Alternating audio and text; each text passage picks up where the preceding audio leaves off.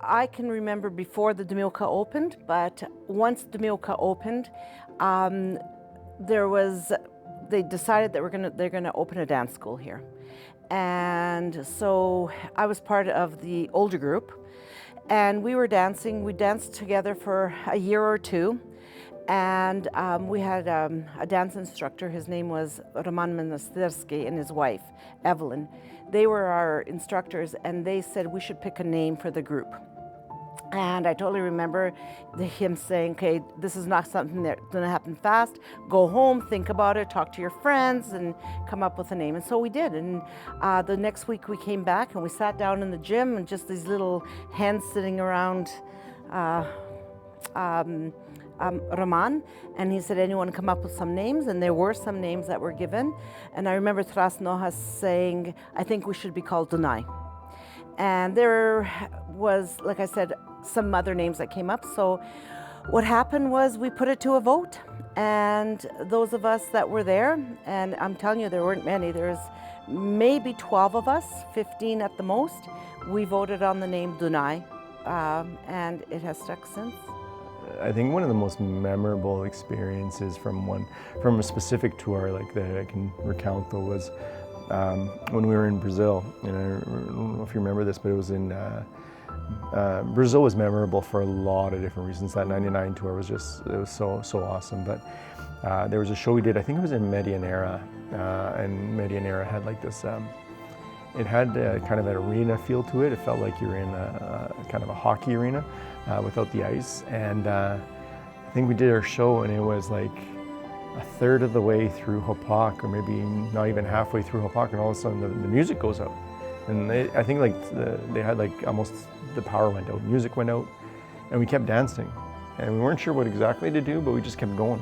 And then the crowd just started getting into it. And we just kept dancing and we finished Hopak with no music, yeah.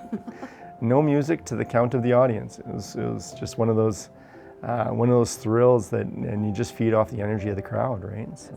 So a memorable performance that I did with Dunai, I don't know what year this was, but we had a gig lined up with the University of Alberta. They contacted and they wanted Ukrainian dancers. So it was the East Indian Cultural Society.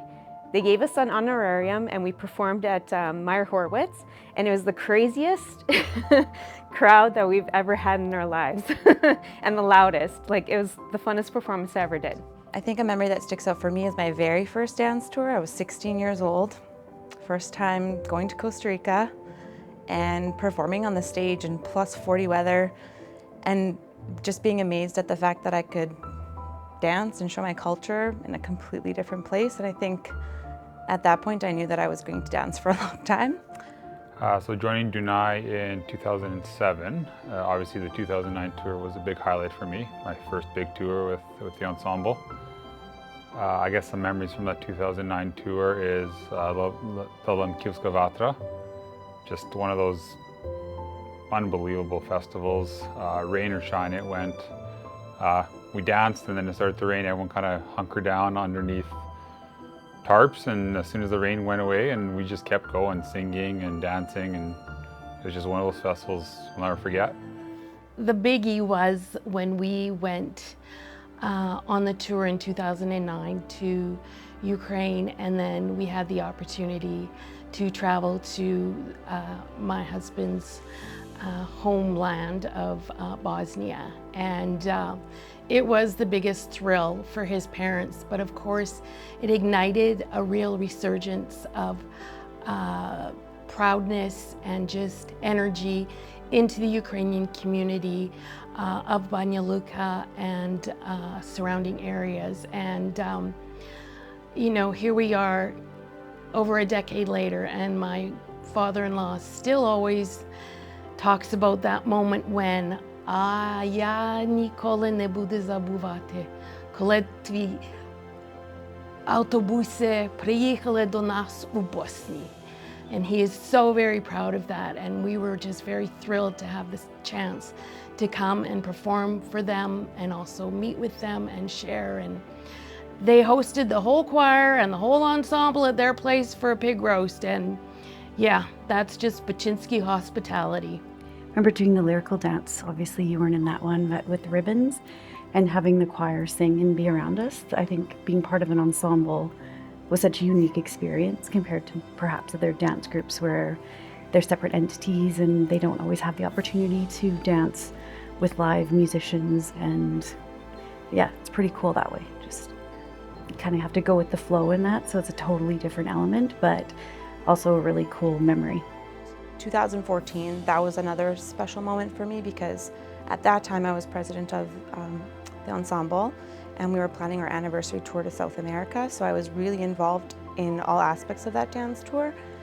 And that one was just an amazing trip overall. Like, it was a smaller group that went, but we went to some amazing places and we met an amazing community in Posadas, I remember. The hall was tiny. They were cooking barbecue until 11:30 p.m. where we got to eat like a really fancy meal close to midnight. We smoked out the entire venue where we were dancing, and the people there were just so lovely. They had never had a group come before, and one of the families had gifted me like a really nice sweater from their own dance organization that I still have hanging in my closet because it was just really special. Another performance that we did was The Dream. That was memorable for me was that we had props and we had to wear masks because we were portraying a nightmare. And I'm laying on the ground and getting ready and my mask completely broke off. And I was thinking, oh my gosh, what am I gonna do? So I'm laying there on the ground and trying to tie this mask into place. And I got it, and I was dancing with the mask like this the whole time, with one eye visible. My specific best memory of our last tour, 2019, when we traveled through eastern Ukraine, and we had a performance in Kharkiv at the Budynok Philharmonie, so Philharmonic Orchestra was almost brand new or recently renovated. And a few hours before the concert, after a bus dropped us off, I realized that I forgot my shoes, my black shoes, back at the hotel. So I had to run back to the hotel, no Uber, no nothing, and get my shoes and then come back. Definitely made on time. And then when I came back in, I saw this big, massive lineup of people trying to get tickets to get to our concert. And when we opened our performance, it was very emotional for me. The older you get, you appreciate things more. Like when you're younger, you travel, it's fun, it's whatever, right? But I think the biggest thing was when we went to Ukraine in both 2009 and 2019. I'd have to say that was probably my favorite things over the last 40 years. The first trip was a little bit more kind of routine locations like Western Ukraine, but it just, you don't realize that connection, that heart and soul. Like you go there and you perform and people are like, wow, you really hold on to your culture in Canada, you know, and you're really proud of that, you know. And then in 2019, we had really the privilege of traveling through Eastern Ukraine, which was already occupied by Russia, partly. And we performed for a lot of military families, which again was very special because they were just so appreciative, and just meeting those families was really a once-in-a-lifetime experience. And again, that was pre-COVID and pre-war, and a lot of those places we visited are never going to be the same. So we definitely that was a privilege to be on that trip. Last year, Dunai had the opportunity to travel to Europe and perform, and among the many stops that we made, for me, the most memorable was in Prnjavor in Bosnia and Herzegovina, where we performed for the local Ukrainian community, and we also had the opportunity to share the stage with the local Ukrainian dance group there. And it was truly special to share the stage and share how we support Ukraine in these difficult times during the war through our culture, our tradition, and through dance. I think one of the most memorable things that I cherish actually from my time in Dunai is, and the ensemble is actually our wedding day, and just the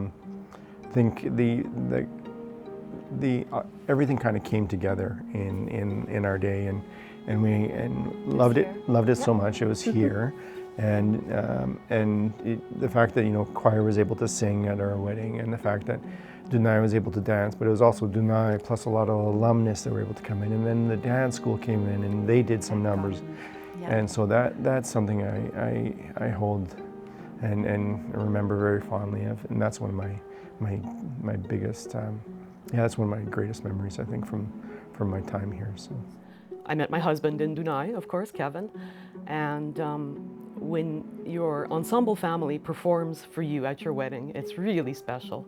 Dunai came and danced Tapak, and the choir sang at the church, and that's really something special. Like, that's really a special memory that you have.